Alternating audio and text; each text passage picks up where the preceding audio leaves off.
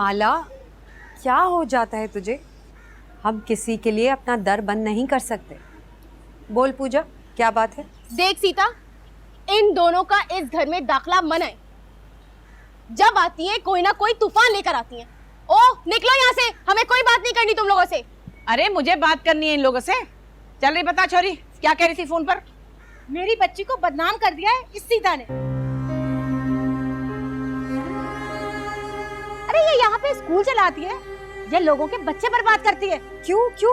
मैंने ऐसा क्या किया? अरे बता ना, क्या कहा इसने? सीता ने कहा कि मैं झूठ बोलूं कि आकाश गंदा आदमी है और उस पे इल्जाम लगाऊं कि वो मुझे फोन करता है और अपने घर बुलाता है।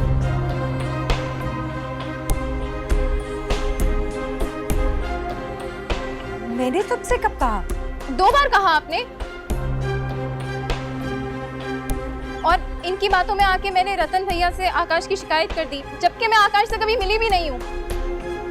सुनते हो रतनलाल, ये जिस देवी को तुम लोगों ने आसमान पे चढ़ा रखा है ना, उसके लक्षण तो देखो जरा।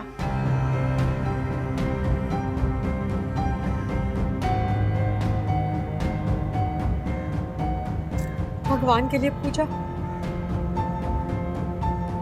ये जुल्म ना कर। मैंने ऐसा कुछ नहीं कहा। ये झूठ बोल रही है। अरे सारा जमाना झूठा और तू सच्ची है, हा?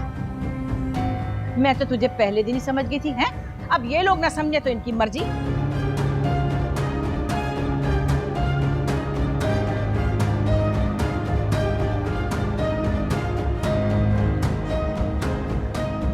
और चलो रे छोरियो, अपने घर को चलो। अब के ना आइयो यहाँ पे, समझी? चलो चलो चल। सीता, ये सब क्या है? माला कसम से आकाश चोपड़ा की साजिश है। वो करप्ट आदमी मुझे बदनाम कर रहा है, मुझसे बदला ले रहा है।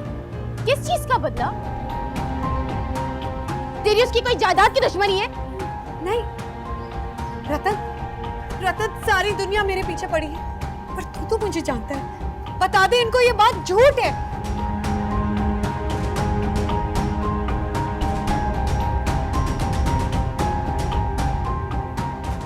रतन,